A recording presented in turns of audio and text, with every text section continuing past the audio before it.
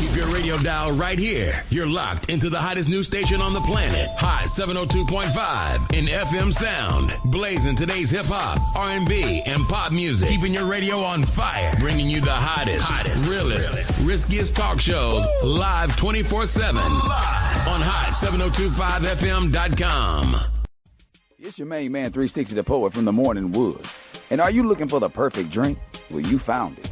Mimosa Royale is the perfect combination of California sparkling white wine and natural juice that is both tasty and refreshing. No artificial colors or flavors, no sugar added, and it's gluten-free. As the world's first ready-to-drink mimosa, Mimosa Royale is perfect for any occasion, day or night. You no longer have to drink 12 of those seltzers just to get that perfect buzz.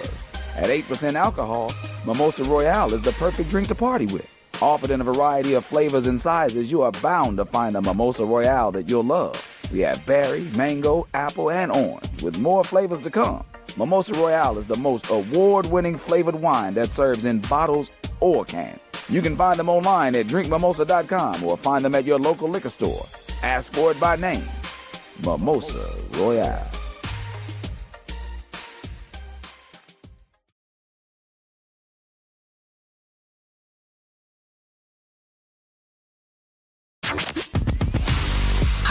Hey, what's up? All your favorite artists. Check it out. Say my name. DJ Khaled. This is Mila J. Bruno Mars. On hot7025fm.com.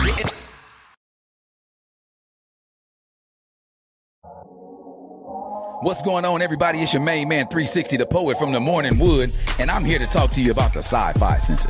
It's your Vegas home for science fiction, horror, and fantasy. From comic books, toys, and posters to movie screenings and live events, they've got you covered. Located at 900 Caron Avenue, Suite B209, give them a call, 702-900-4335, or reach them at thescificenter.com. No limit to the limit. Welcome to Marriage Bootcamp. No limit to the limit with Robert and Vicky Bell. I thought I told you. No limit to the limit. For better or for worse. No limit to the limit. For richer or poor. No limit to the limit. In sickness and health. I thought I told you to love and cherish until death do you part. 1 + 1 = 1. 2 is bigger, but it's Still 1. 1 1,000, but 2 10,000. Team Bell. Rob and Vicky Bell. Hot 702.5. We out. Welcome to Marriage Bootcamp with Vicky and Robert Bell on Hot 702.5 FM, Risky Radio. Hey, my name is Vicky Bell. Welcome to Marriage Bootcamp / Marriage Warfare. For those who are seeking a marriage mindset, I want to introduce my co-host of, almost 29 years, the Commitment Colonel, Robert Bell. And then we have some special guests with us today. I want to welcome you back to this episode featuring these two powerhouses in marriage. We have Prestel and we have Kamal, and they're here to make a real impact in the world on relationships and marriage. We're thrilled to welcome them both back to the show. I want to tell you a little bit about... Welcome back, y'all. Welcome back. Thank you. Good to be here. Happy New Year. Happy New Year. Y'all relax. Just take a sip of water, relax. Everything going to be all right. We're gonna iron out all the wrinkles and get this thing hopping. Go ahead, Lady Bell. I'm sorry. Yeah, I want to talk a little bit about Prestel and Kamal. They have this book called The Couple's Cure. If you missed the first... where's my camera? If you missed the first episode with them on the show. And they're an advocate for strong, lasting marriages and a guiding light for couples looking to heal, reconnect, and thrive. She's the author of this incredible book, and the title of it is The Couple's Cure. It's a must-read for anybody who wants to break toxic cycles, build emotional intimacy, and truly transform their relationship. This book isn't just about fixing a marriage. It's about redefining what's possible when two people commit to real, intentional growth. We're excited to have you guys here today. Thank you for having us. Thank you. Delighted to be here. Well, that was a powerful introduction. Now, you heard it? Did y'all hear everything she said? I did. Did she define it well? She did. Outstanding. Can you just turn me down a little bit? And I am pleased to hear what she had to say, because the significance of couples and marriage in today's environment is everything.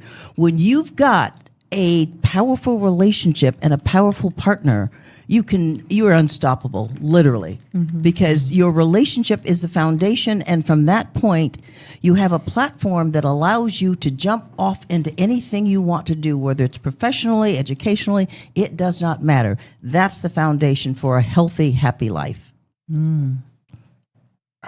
She don't got me. You got me going 1,000 miles an hour already, and I'm trying. I'm trying to stay focused. Somebody got on me a couple of weeks ago. They told me. What did the lady tell me, Lady Bell? To not talk so loud. She told me not to. It seemed like you were fussing. Yeah, she said, "I be trying to watch you. Feel like you fussing at me the whole time." So I don't feel that way. You know what, Robert? The thing is, that is your personality. You have a dynamic personality that reaches out and grabs everybody and anybody that comes across your path. Can you say it louder for the people in the back, please? That's who you are. Sometimes people are soft-spoken, and that's okay. There's nothing wrong with that. And then you've got those that are right in the middle. That's okay, too. You have a dynamic personality. Keep it up. Don't change that. It don't intimidate you? Don't scare you? Not at all. All right, thank you. Thank you. Lady Bell, what about you? After No, it doesn't bother me. Okay, all right. Well, okay, so where we gonna start at? We talked to Vicky. Gave you an introduction of the book, powerful introduction of the book. Well, I'm gonna let her describe the book before we get into the chapters of the book. Okay. You're gonna have her describe the book. Well, give us a quick. For those who didn't see you guys the first time you was here, give us a quick. Well, my question was, who did you have in mind when you were writing the book? Oh, my goodness. Let me give you a little bit of background on and why and background how. on y'all first. We need y'all story. Background on I know us. 42 years, 48 years, 42 years married, 48 years together. Yes. Don't let y'all tell it. Don't let me tell it. Tell it. Would you like to tell it, Mr. Esquia? We've been together for 48 years, 42 years marriage, 2 kids, and just been having a wonderful time. What can I say? Every day is different, but every day is not different. Mm-hmm. We see each other, we talk to each other. I think that's one of the main things that we do is talk to each other constantly. She is my friend, my best friend. And that's how we got started, and that's how we continue. And I guess that's the way we're going to do at the end. So y'all got started as friends. As friends, yeah. Oh, that's critical from the beginning. When you have a healthy relationship, you want a friend. You want somebody that you can rely on, someone that you can talk to, you can confide in, someone who understands who you are. So yes, friendship is critical. Make no mistake about that. Well, I love that part because I think that was the foundation for us. We started as friends. Even though I was pursuing her, it was like, I ain't trying to be involved with nobody. I don't want a relationship. We can be friends. Outstanding. And I think that's what, what helped build us because we were friends. Yeah. And I think when you're friends and you just start a friend, you're more at ease to talk. True. Yeah. So we did a lot of talking and getting to know each other in those. And I think with us starting out, because we're a blended family, he had 2 kids, a boy and a girl, and I had two boys. But because we started out as friends, our kids were friends. Good. And they kind of gelled and meshed together because they just saw the friendship develop and evolve, I think. Yeah. Understood. Oh, now I guess it's your turn now since he did his introduction. I know you like Vicky. You got to fill in the gaps and dot the I's and cross the T's. It's all right. But you bring to mind another reason, the compatibility factor, and that is when you share similar values, when you understand the same direction, when you are like-minded, you are far more likely to have a healthy, happy, long-lasting relationship. Sometimes people suggest that opposites attract. Yeah. They do initially. And then when it comes down to the everyday routine, and by the way, we get into everyday routines, you want someone who's on the same page as you are. You want someone who shares those values, the same kind of ethics. And the more you are alike, the more likely you are to have a long-lasting relationship. So opposites are exciting at first, but they wear on one another. And though I've discovered in the 500 people, now this is going to be a nice segue to the background for writing, but I've had conversations with over 500 people, individuals, couples, young, old, blacks, whites, straight, gay, you name it. If they had two legs, I interviewed them, sometimes casually, sometimes in a very formal setting where I ask very specific questions. But the bottom line is this: I took all of that knowledge and data and deduced it to the Couples Cure book. And what I found were very prominent trends in every single relationship that was good, and those other things that were not so good in those people who were married or together for very short periods of time. So I took all of that data over about 20 years. I started when I was very young. I'm young now, just saying. Just Yes, you saying. are. Thank you. But I started to compile because my initial desire was to have a healthy, happy relationship myself, because I saw others around me who were married and divorced, and they got Right. married and then they separated and they were at one another's throats. They hated one another. That is not what I wanted. I wanted a healthy, happy relationship. Why do you think that is? You said, like us being divorcees, like Yeah. when you get that, you said you saw them hate each other. They, I was just telling somebody that I said, I think the problem is when you get a divorce, it's not just the pain of the divorce, but this person got all your secrets. that too, and I wouldn't deny that. But the thing is, you don't have to hate or dislike or mistrust or misuse or abuse your exes.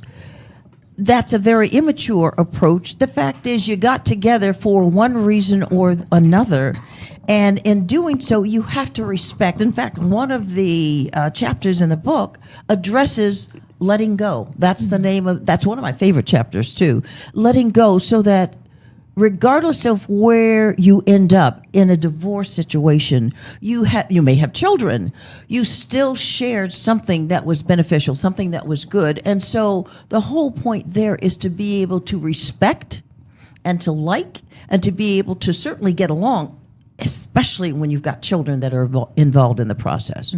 So you don't have to hate. That tears you down, it tears them down. It's just not a healthy situation. Right.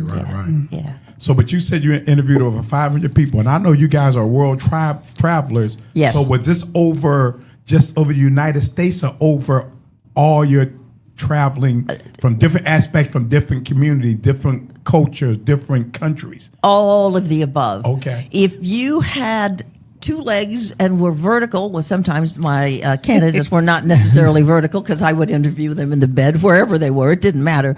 But I wanted to get the essence. And here's the question that I would ask, and this is for everyone. And then I'd stop talking. And here's the question. Give me 3 factors of what it is that makes for healthy, happy relationships. And then I'd start talking, or stop talking and let them talk. And Could you repeat that question? Sure. Simple question. What is it that makes for healthy, happy relationships? Healthy, happy relationship. That's right. Healthy, happy relationships. And then I'd stop talking, and some of the conversations went on for a couple of hours. Others were short and sweet. Others, and interestingly enough, because of the travel that I did, I frequently sat in a cabin of an airplane. I used to fly between San Francisco or LA and the East Coast.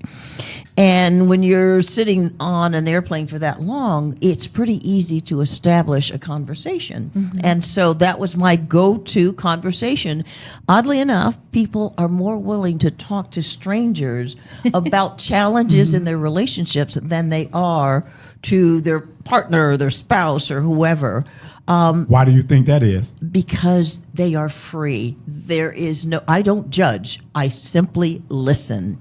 And I ask questions, I follow up, but I don't judge. And I think that's why. And I can pour myself out to you, and I won't see you again probably. Absolutely.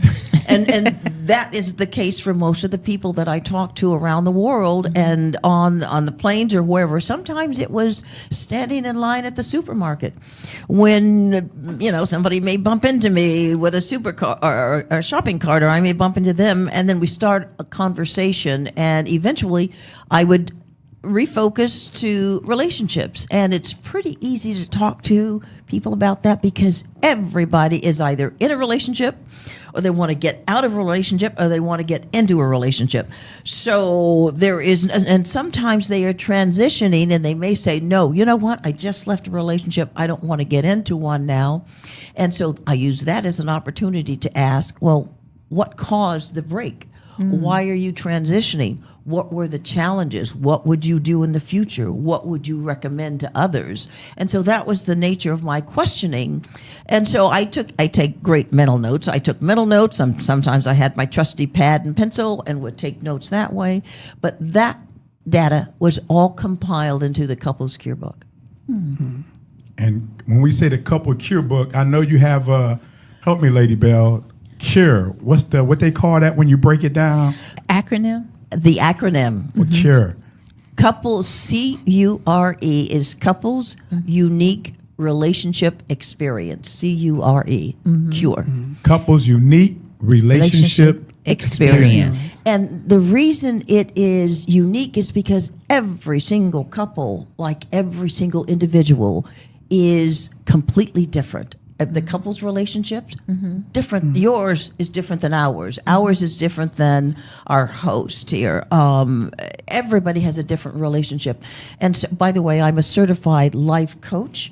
And some of the couples that I've coached with address that very situation. Well, what do other couples do? And I tell them, every couple has a unique and different relationship. And so what we focus in on is what your challenges are, what your issues are, and how to solve and resolve your challenges. So one of the things that couples a lot of times don't realize is they have their own strength. And when something falls apart or something happens, they have to rely on their own self, their own strength, as opposed to relying on their weaknesses. I'm afraid I cannot step out my bounds. This is the way things work, and I can't move from it. They got to use what they have, use their strength. If their strength is being quiet, and be quiet and listen. If their strength is being vocal, then be vocal. But you have to recognize that before you get married or before you start getting together, so you don't get a shock once they start opening up and start being loud or start being quiet. But do you think most people that get married do that? So you got to recognize that before you get married. Do you think a lot of couples don't recognize a lot of stuff? Or me and Vicky did a thing. We did a topic on DNA. You do not ask, or you did not ask, because you don't even want to know. You know. Well. Because even though it might be a red flag, and everybody has red flag, but can I handle that red flag? Right. Well, in my practice, and my recommendation is that it is absolutely necessary that you talk about these kinds of things before you get married, before you get into a relationship. Let me give you a classic example. I counseled with a couple. They're now divorced. He wanted children. She didn't. They never talked about it before they got married. Wow is right. Right. They didn't talk about money. This particular couple, people don't talk about finances. You know, at one time there was back in, now I'm dating my husband's age. Back in the 60s and 70s and 80s, people wanted to know what sign you were before they hooked up. Remember that? Are we compatible? Absolutely. Now the question is, what's your FICO score? How are you with money? How do you handle money? Who does the finances in your relationship? Sometimes it's Vicky may do it. Sometimes it's Robert. Likewise with us. When we started out, my husband did the finances. I do them now. But the fact is, couples don't talk about those kinds of things. Where do we live? What do we do when we have children? Do we want to live on the East Coast or the West Coast? Where do we want to go to school? Do you want to work and let me stay home and or I go to school and you work, or whatever those kinds of major life-changing decisions are? People don't talk about those, and they really should. So, to your DNA questions, by all means, talk about the do not. What is it? Do not address. People did not ask, or Oh, they do not ask. Okay, do not ask. I don't know whether they're afraid to ask or discuss it. Religion is another one. Yeah. When you come from different backgrounds, different experiences, how do you want to reach the children? Where do you want to go? Do you want to have them involved in spiritual or religious backgrounds? Yeah, those kinds of things really need to be asked and discussed. So I don't know if I heard you right. People don't ask these questions. Why don't you think people ask or get into the depth of the finances, or do you want to have children? How many children do you want to have? Oh, absolutely. Who's going to handle the money? Absolutely. What is your FICO score? That's okay. That's a scary question It these is. days. It is. There was another young lady that I counseled with did not ask those questions. Her husband, he was short term, former husband, was reckless with money, could not manage any money at all, and they subsequently divorced. But the point is, talk about those kinds of things before you get married. I think, Robert, that people get so tied up in that whirlwind romance because it's exciting, it's new, it's thrilling, and all of those emotions come out, and it's that wonderful feeling. And you've got to step back just a wee bit and take a look at some of the real substances of everyday life with this person, especially when you want to consider marriage. What is the fear of losing that feeling once you get married? The couple have that type of fear. I've got those feelings, I'm feeling great. Then if I start probing them And about their asking. FICO score. Yeah. Am I going to run them off is the Right, question. right, yeah, right. yeah. But now that's also very revealing. If I ask a question about your FICO score or how you handle finances, and you are apprehensive about telling me, that is a red flag. Take a look and listen to what he or she is saying. If they don't want to discuss it now, why not? And when will they want to discuss something as serious as finances? Now. It's so easy now versus years ago, you had to order your credit report, from all 3 credit bureaus. Now you can just pull up an app in Credit Karma and see what whoever has going on. It's such an easy conversation. It is. Even if you've got a credit that is not good, then speak on it. Don't be dishonest, because when you violate that trust, then the relationship goes down. Yeah. It goes downhill from there. But speak on it and say, hey, you know what? I got into some bad ways. My credit score is bad, but I'm working on it. And if you work with me, we can do it together, and I think we've got a future.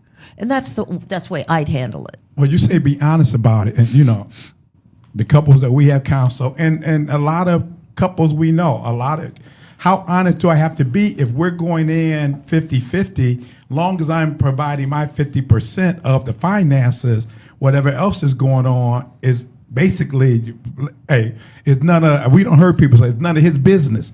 It's none of her business. Long as I'm putting in what I got to put in the house kitty. Right.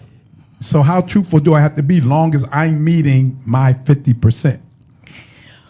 I don't necessarily agree with that, because relationships, household responsibilities are never 50-50. Even though you think they may be, you want to accept the fact that they are. Let me give you a couple of examples. Suppose I'm working and my husband gets laid off. We start out, we're both working, but he gets laid off. Then what? I have a couple, here's another example, where they split the bills. I think he paid the mortgage and she had the utilities and car note or whatever. But it was basically a 50-50 split because their mortgage was pretty hefty. And she got laid off. He said, that's not my problem. You are still responsible for the utilities, the car note, and whatever else it was. They're now divorced. But that's why I say that even though it may sound good at the beginning, it does not always work out that way. So that I have to pitch in and do something extra in order to compensate. Or what about our savings? Do we have savings? Because we've got one in the family who has been laid off. But that 50-50 die-hard position, I'm doing my share, you're doing yours, and whatever else happens behind the scenes does not matter. That is not a healthy relationship, not in my opinion. Yeah, when we first got married, I picked out a couple to be our mentors, who I had a lot of respect for. But like I said last week, you can have respect for people once you start sitting down, breaking bread with people and hanging out with people, and then you start seeing the real people. And then when we sat down with them, okay, and we was like, okay, well, what's y'all? How do y'all work out finance and this and that? She was like, oh, I just pay. I buy groceries and I pay the electric bill. He pay everything else. I said, well, what if he loses his job? He better figure it out. As soon as we got in the car, I was like, oh, they won't be mentoring us. Yeah, something as critical as money. By the way, one of the chapters is titled Money Mates, and I address that kind of thing. But you have to be flexible, even though you have a shared responsibility. You have to be flexible because life happens. People get laid off. They lose their jobs for whatever reasons. Absolutely. Yeah. Especially with the current climate, the way it is now, the political climate, and the way it's spilling over into people's personal lives. You go to work, and I mean, especially if you were a government worker, you go to work and, okay, you got to come to work, but you're not getting paid for the next 90 days or whatever. You know, if you're running a 50-50 house, what does that look like? Exactly. No. I think in that same respect, if you don't help out, it's like walking down the street, you and your wife, and you trip and fall. And she stands by there and look at you and says, you better get up yourself. I'm not going to help you out. I might break my nails or something. They gotta help out each other one. It's a joint effort. And by the way, we have what's called a household. We have a household account. So that all of our monies go into one. Well, actually, there's more than one. But we have a basic account. Both when we were working, we're now retired. Not to cut you off, but you said a word. You said about the money. Yes. What monies? Collective. Another word you use. I'm trying to say. You can say it again. Collective you community. You said joint. You said all. Our. You said all our money. Oh, all our money. Yeah, my money is my money. His money is my money. I like Just that. joking. But no, it's our money. It's collective money. It's joint money. It's household money. It's not his money nor mine. It's our money. I haven't seen any money in I don't know how long. Say it louder for Rob in the back. The lights are on. It's that trust. Oh, absolutely. You know, she's been handling our finances since day one. You know, and here it is 29 years later, and she's still handling them. It's not about no long guess, you know. But it's you trust her you until she give me reason not to. There you go. Yeah, and the only thing I told her, anytime when I hit that light switch, them lights better come on. When I turn on that water better come on. Yep. Yeah, when I put that, if I slide that car, it better not say insufficient funds or anything. Declined or whatever. Yep.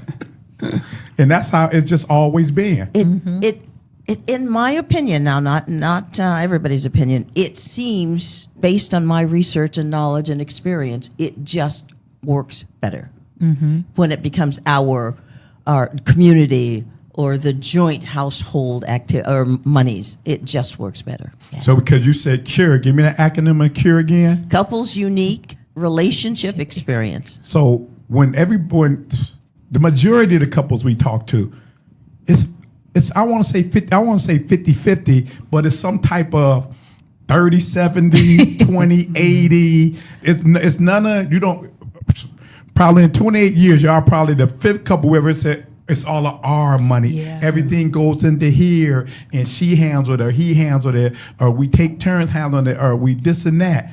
Majority of the people we talk to, oh no, I pay 20%, he pay 80%, or I do this or I do that. You know, We have for years had it's not even a written, it's an understood agreement. If it's more than $200 at one point, we would say, hey, I want to do this or that, or buy this or that. What do you think? So that there is discussion and Yep. there's agreement. With the exception of one time when I was sick, my husband and my son went out to get milk. That was the problem. They came back with a TV. how the milk turn into TV? I don't know. It was either milk. Was it milk or bread? I know one or the other. But like but that. our son was very young, and we talked about the TV, and they come back with the TV. But it was no harm, no foul. You know. But y'all had that limit. And normally when you had that limit, you discussed it before you went. Generally speaking, Right. yeah. Now things are a little more expensive, so we don't always do that. Right. But that was an example because we were both working and contributing and doing what we had to do. But it has worked thus far. But see, in today's society, like say, because that was I think ours was 100. Yeah. Yeah. I think ours was 100. And you know, back then, can I tell the purse story? Yes, you could tell the purse story. You know, back then, you know, the name brand purses for black women was a Coach. Not one a Coach. Coach and Dooney Burke. Was it a Coach or Dooney Burke you won? Both of You won the one. No. It was like $250. D&B. It was one of his like $250, and she was like, "I want to get." I was like, "No, we're not spending no $250 on no purse." He sure did. He sure did. You know, and, hey, now $250 is just a drop in the hat I for a would- purse for those people who want But name you're talking brand. almost 30 years ago, Yeah, though. You right. know, Absolutely. D&Bs were very nice. I have a Yeah. couple of them myself. Yeah, that was. But now today you got this thing where you talk about money. You got what women say.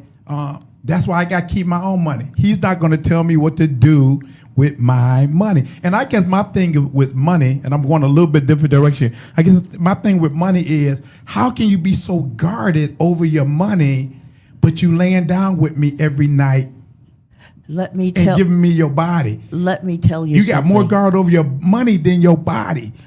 When you keep that kind of secret, that kind of possessiveness, that kind of control, because that's what that is, it's not only as it relates to money, because the way you do anything is the way you do everything. And I'm going to repeat that again. The way you do anything in life, and it does not matter, is the way you do everything in life. So if that person is so concerned about keeping and hiding and protecting so that the partner doesn't know about it, there are other secrets that they're keeping. Trust me. And you say, and that's never a good thing when someone is. Well, I don't want to say that part because you have to. I got wealthy friends who like, look, I can pay everything, but you can't. A man's supposed to pay everything. You can say that when you're worth $3 million. You can say that. Absolutely. The average black man is only making $45,000 a year. Really? The average black household. What we just said it last week is what the average black household. Was it 58 or 68? I think it was 68. The average black household is only No kidding. Wow. 68.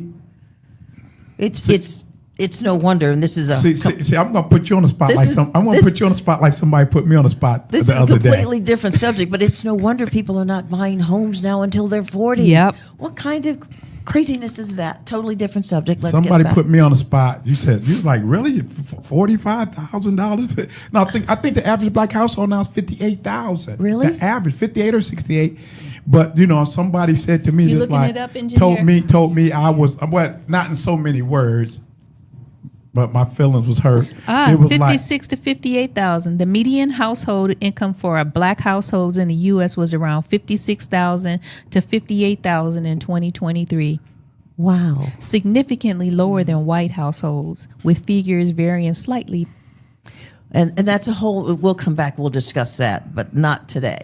Yeah, That's a whole nother discussion. White households is 84 to that's 87,000. surprisingly low to you though. Yes. Yeah. Yeah. It really That's is. why somebody told me the other day when I said, well, everybody should have $1,000 emergency fund. They told me I was out of touch. Oh yeah. way out of touch. But like I told them, I guess I was thinking of a couple who've been married 15, 20 years. Right. I guess I'm always thinking in the married sense and been married a while and being established. So I was thinking in that sense of you've been married 15, 20 years, you ain't got $1,000. But you know what? I'm talking about $1,000 at home in the mattress under the, my parents was, very low working class, but my daddy always had. But you know Always what? Back had then money. they did though, because like my grandmother, I mean, boy, her bank was up here. She'd pull out something in a minute. I mean, and she didn't make a lot of money, but she'd pull it out. Here you go, 5, 10, and they weren't spenders. I think They were not spenders. And the Attorney General in Fonnie Willis, Atlanta. Remember her? And she said, well, my father taught me to always carry cash and to have cash. Do you remember her? Mm-hmm. Do you remember her? And that's the kind of household that we grew up in, where we always keep bank, and you always, as a young lady, you always leave the house with money. You never know when you may need to make a phone call or whatever. Mm-hmm. Keep a quarter in your pocket. Absolutely. Yep, I always keep my stash. But in today's environment, no one carries the money. Everyone just uses debit card. That's where they're. Yeah. That's where Everybody that's uses what, debit card or and that's where they're leading us to. Where Yeah. you don't want you to, you go get gas. You look at that price, $3.29, but then you. Oh no, $3.29 is cash price, but nobody's coming there to pay cash. Exactly. So why are you advertising cash price? But you know what? I just want to put it out there for people who are making 58, 59,000. They're like, how can I get to 1,000? Just incrementally, maybe out of each check, put $5, $10 aside and don't touch it. Hey, didn't you just say they just was out of touch $1,000? No, but if you just put it away, just a little bit. And the key is start with 10%, not $5 or $10, whatever it is, 10%, because you won't miss it. And you put it away, and it's consistency. And eventually you will build that bank account up so that you do have that $1,000 and more. Well, one thing is certain. If you don't start saving, you don't start putting away anything, you won't have anything. You will never have anything. Yes. And I just got Can you repeat that again? If you don't, If you don't have anything, if you don't start putting it away, you won't have anything. And this next generation I really worry about, because there are no more pensions. So they really, they have to get in the habit of saving. I know, what we're saying, but even if it's just 1-2% putting in a 401k, something, because there's no pensions anymore. Yes. well, you did. And that's y'all scary. did financial advisor. Y'all do. Don't you teach something there? I was a He financial does. He was a advisor. financial Right. So, so $1,000 is ridiculous for the average person. You got to start someplace. You got to start someplace. You do. Yeah, you If do. you got $1,000, that's more than what you had before. Yeah. Especially if you keep it for a while. And, And just so you know, when my very first job, I worked for 75 cents per hour. 75 cents, not dollars. 75 cents per hour. Yeah. Hey, you giving us an idea how old you are now? 75 cents. 75 cents an hour. Yeah. Yes. But That's over before the my years, time. But the thing is, even back then, I had a car. I bought a car. I couldn't drive it. It was a stick shift. That's the car I wanted. But be that as it may, that's a whole nother story. But the thing is, I put money away even back then, and it was consistent. And I think that's the key to anything. You have to. And live within your means. Also, since we've gotten off the subject, when we had apartments back then, we didn't go out and buy brand new furniture. My very first bed was a mattress. I couldn't afford the frame, the headboard, the frame, and everything that went with it. So I bought a really, really, really good mattress, put it on the floor until I could afford to buy the rest of the bed. And that's exactly what I did. We had cinder blocks and 2x4s for bookshelves. And I bought a secondhand dining table and 4 chairs. And so everything that I owned belonged to somebody else. It was not new. And guess what? I was happy with that. I didn't have, because I didn't want to go into debt. Yeah. Right. But it worked. It Yep. worked for me at that time. I used to use milk crates. There you go. Milk crates. And you know what I use for my, now really I'm dating. When I was in school, I would have milk crates and have my sweaters in there. That's right. And I had one of those big AT&T telephone cables that we shellacked and used that as a coffee table. Back in the day, that's exactly what we did. But I like the key word you used. You said living within your means. Yes. And see, that's one thing we always did. We always lived below our means. Yeah. Yes. You know, Yeah. like you go buy this house. Oh yeah, you qualify for $1 million. Okay, I only wanted 700,000. Oh, but Thank you you. qualify for $1 million. Thank you. That's And right. then and me and May had this conversation the other day. My sister's a realtor, and she said once they get that, you qualify for 700,000. They don't want to look at 500,000 houses no more. Yeah. The man said I qualify for 700,000. I want to go look at that. I want to go look at that one. We just seen one over there. You know, so The challenge there is they become house poor. Yeah. They buy that $1 million home, and no doubt that it's beautiful, and they love it. But what about the rest of their life? What about their Exactly. lifestyle? because you can't take cinder blocks and 2x4s in that $1 million house. Absolutely not. Absolutely not. Yep. And then you've got to have the appropriate car to go along with the $1 million house. So they become slaves to their home and to their cars. And that's not good. Then their FICO scores go down because, heaven forbid, that they get laid off or something else happens health-wise. Problematic.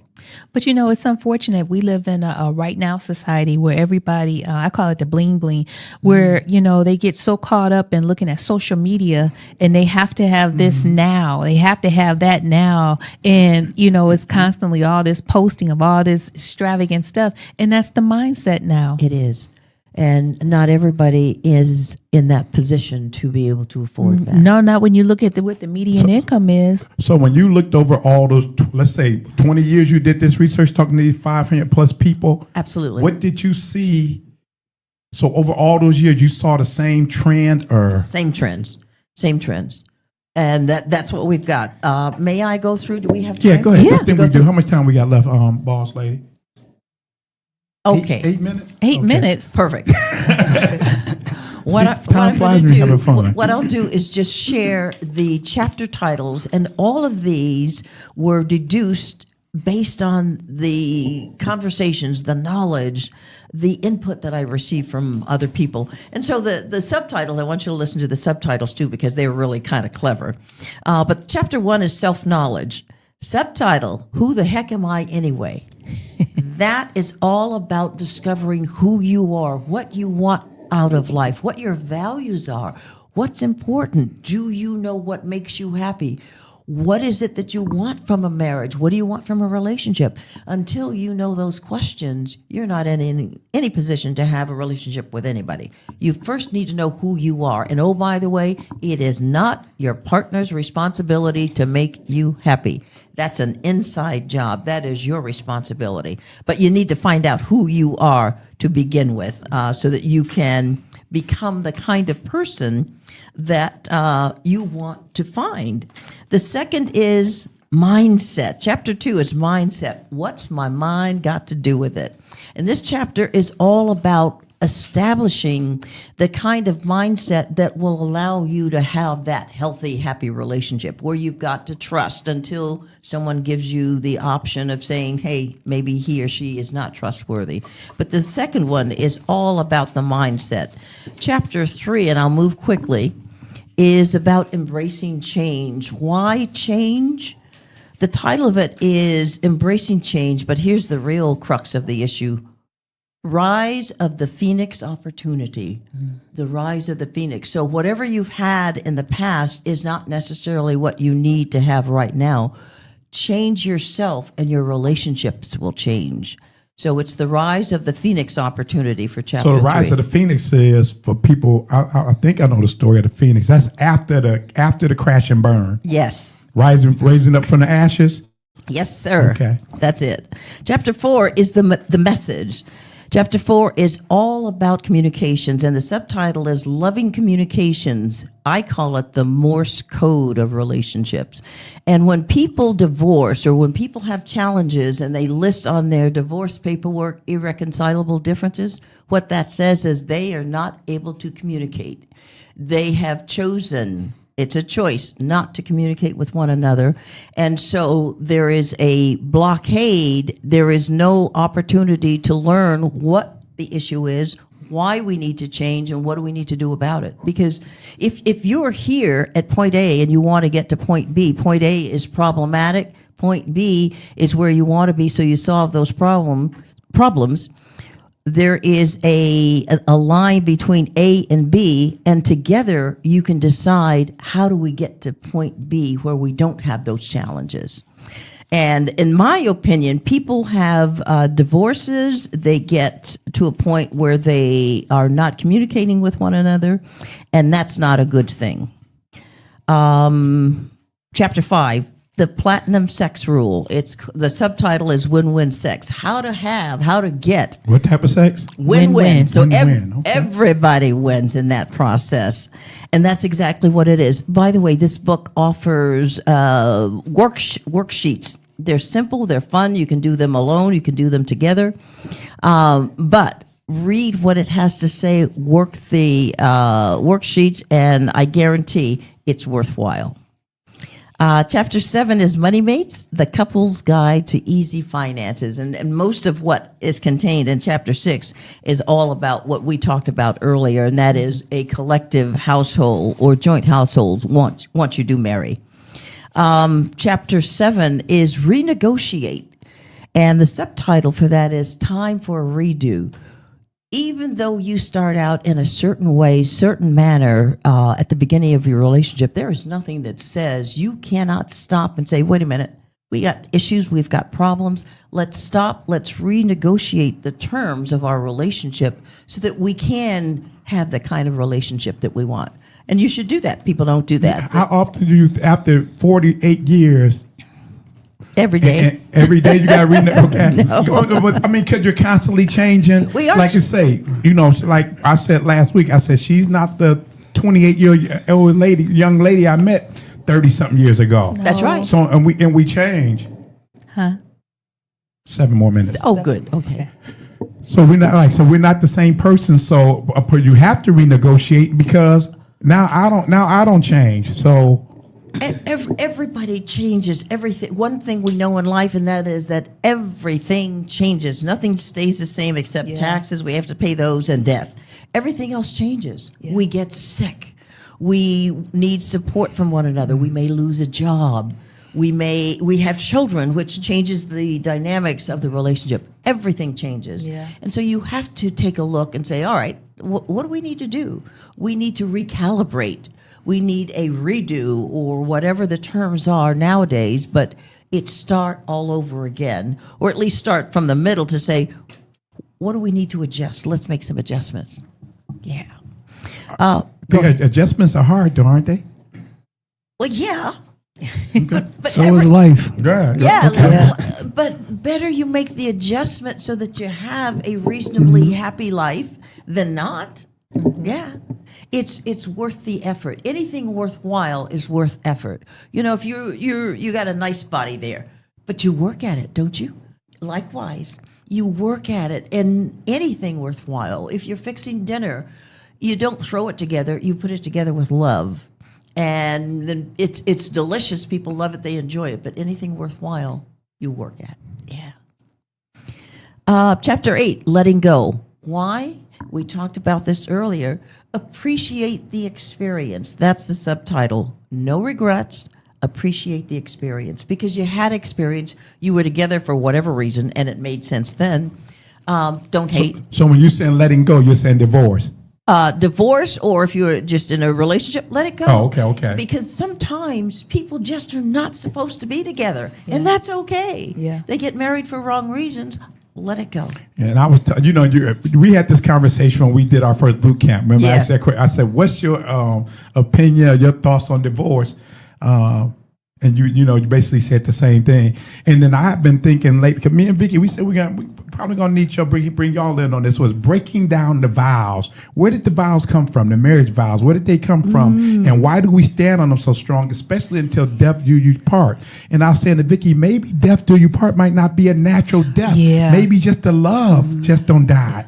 And our time has come to an end. Yes, that's exactly right. And that happens. It happens, and it's okay. I'm not talking about us, y'all. I'm just saying people in general. Let me clarify that now. Just say hear it. what Rob said. No, I ain't talking about us. You ain't going nowhere till death do us part. I ain't going nowhere. I'm not going nowhere. And the final chapter is Take Action Now. Why wait? If your relationship, and it's the Couples Cure book, if your relationship is not where you want it to be, take the action now. What are you waiting for? If you've been there for 2-3 days, 2-3 weeks, 2-3 months, 2-3 years, 20 years, do it now. A relationship that is worthwhile is definitely worth saving. And I like everything you said. Take action now. And another part you said, and I can't remember what chapter it was. Take action and sometimes taking action or doing whatever it takes to get where you want to be. Yes. Sometimes I might spend more time at working harder at it. Now, we might say 50-50. No, when it comes to 50-50, I don't think when it comes to finances, that don't work. But when it comes to or 50-50 in the relationship period, people say, well, we heard a song on the way over here. And the girl was singing, if you only got 20 today, I got 80. Or maybe I got 40 today and you got 60. Something like that she was saying. And to me, no, I can't go into my job saying I'm only giving y'all 40% today. I can't go to my job and say I'm giving you 50% today. That's right. You don't want to be working beside me and I say, well, there go Rob, always giving 20%. I got to give 80%, and we making the same pay and this and that. No, I feel that everybody going aiming for 100%. But sometimes in some situations, some circumstances, I might have to, in this area, I might need to work harder than Vicki. Absolutely. In that area, Vicki's working harder than me. But I don't think it ever should be like, well, I gave 20. I can't give 20% every day, and you giving 80. No, go in with that attitude that you're going to give it your best, that the very best that you can. It's like your job. You give more to your job than you do your relationship. What kind of nonsense is that? No, Can you say that a little louder for the people in the back? Yes. People give more to their job, 100% to their job, than they do to their relationship. Make your relationship a priority. Yes. 2 minutes. We got 2 minutes. Now, you said job. We got 2 minutes. So when you said you give more to your job than your relationship, should anything come before your relationship? Absolutely not. Say that. You self-care. Okay. But I make myself better because I want to be a better partner. So all of that has to do with the relationship. The bottom line is no, nothing should come before your relationship. I like that part. Y'all know who I am. Thank y'all for joining us. Now, y'all know the routine now. When we say we need y'all to fill in, y'all know the routine. So if y'all don't see us in the building, we definitely going to have them back so she can give y'all more of all that knowledge she got in that book. Over 500 people she interviewed. Yes. They got some knowledge. They got some insight that they can give us, not just our point of view. We want to get other people's point of view. Team Bell, you know who I am and you know who I'm with. We out. Welcome to Marriage Bootcamp with Vicki and Robert Bell on Hot 702.5 FM Risky Radio.